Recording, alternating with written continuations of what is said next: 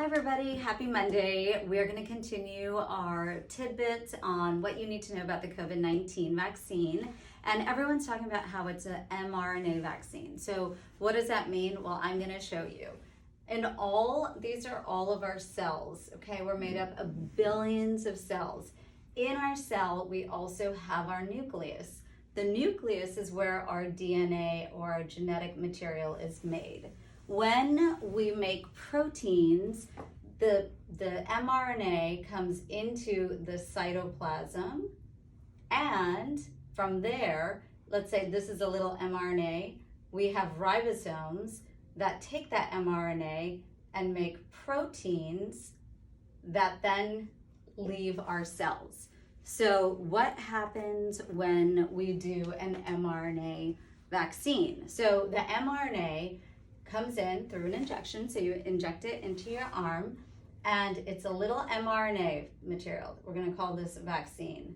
Okay, now this is very short-lived. It will immediately go away if you don't surround it by something. So what we surround it by is, so if this is our mRNA, they surround it with this lipid particle that everyone talks about, this lipid nanotechnology. So now, once it's injected, this whole thing, it can go into the cytoplasm of your cell, but not in the nucleus. So that's great because all of your DNA and all of your genetic material is in the nucleus. So this just stays here in the cytoplasm. Well, this mRNA is just like the ones that we would produce. There is no COVID virus in here. There's no COVID DNA in here. So you cannot get COVID from this vaccine. So this mRNA goes into your cell's cytoplasm, and then the little ribosome that we have here takes this mRNA just like it does for ours, and it creates a protein. So what does this mRNA code for? It actually codes for the little spikes that you see on COVID-19. So when you hear about spike protein, we're talking about these little guys.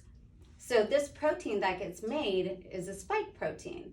So it's not a spike protein from a COVID-19 virus. It's not from a coronavirus. It's just coding for that.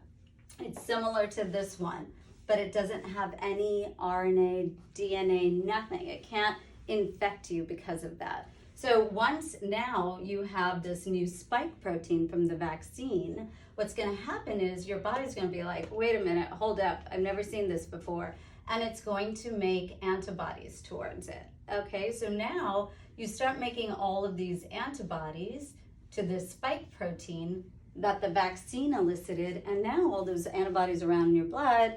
And then after the first shot, it showed that there was about a 50 to 54% antibody and response rate.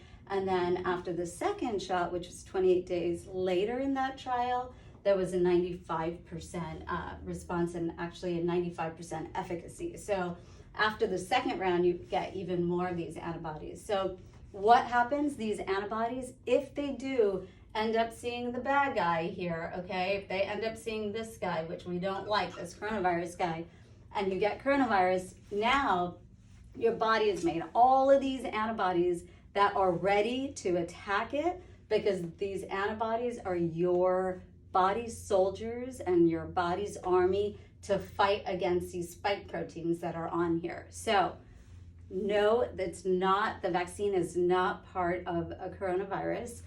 2, you're not going to get a false positive. You're not going to get a coronavirus infection from this. And last but not least, most of the efficacy comes with the second dose. Now, I've said this before on my first video. I don't get paid by the pharmaceutical companies. I haven't even had my vaccine yet. If you get yours, that's totally up to you. Do I recommend it? Yes, but that's totally a personal choice. I just wanted to explain how all of this works, and that's it.